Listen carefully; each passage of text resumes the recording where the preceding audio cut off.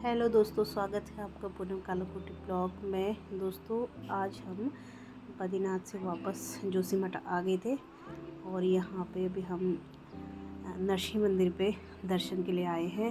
और यहाँ चारों ओर दुकानें लगी हुई हैं और यहाँ से दोस्तों हमने नरसिंह मंदिर में आरती, सुबह की आरती अटेंड की। उसके बाद हम चले भविष्य बद्री की ओर।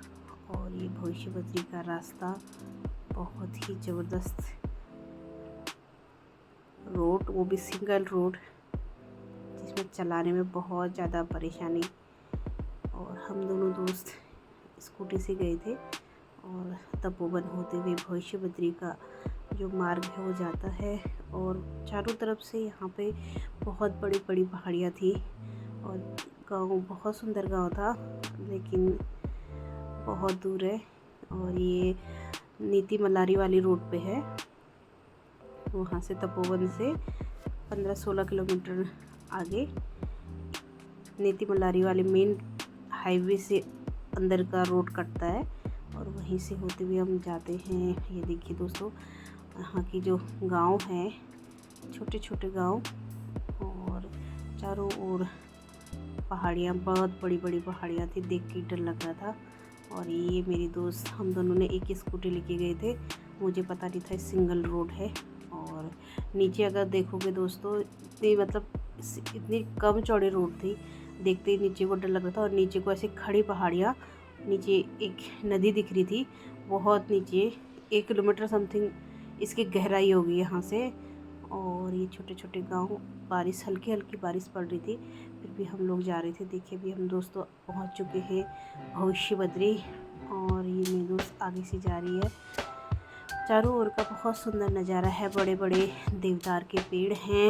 और जैसा कि आपको पता ही है, भविष्य बद्री नाम इसका मंदिर का क्यों रखा गया है, क्योंकि जब भी भविष्य बद्री, भविष्य में बद्रीनाथ जी की पूजा इसी मंदिर पे होगी।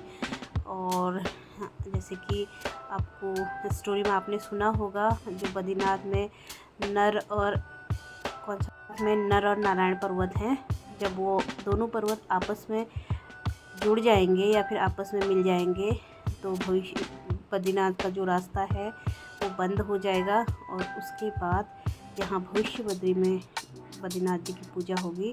दोस्तों अभी हम पहुँचे भविष्य बद्री, तो ये बहुत सुंदर मंदिर है और यहाँ इतना ठंडा था तो मैं आपको बता नहीं सकती।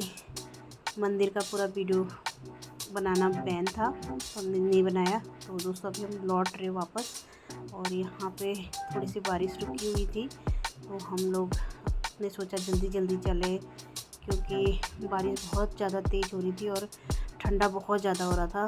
और स्कूटी चलाने में भी हाथों में बहुत ज़्यादा ठंडा लग रहा था, तो दिक्कत हो रही थी। तो हमने सोचा जल्दी जल्दी से जितना रास्ता कवर हो जाए तपोवन तक, क्योंकि हमारी एक स्कूटी तपोवन में ही थी, वहीं पे पार्क की थी जहाँ पे हमने ब्रेकफास्ट किया था।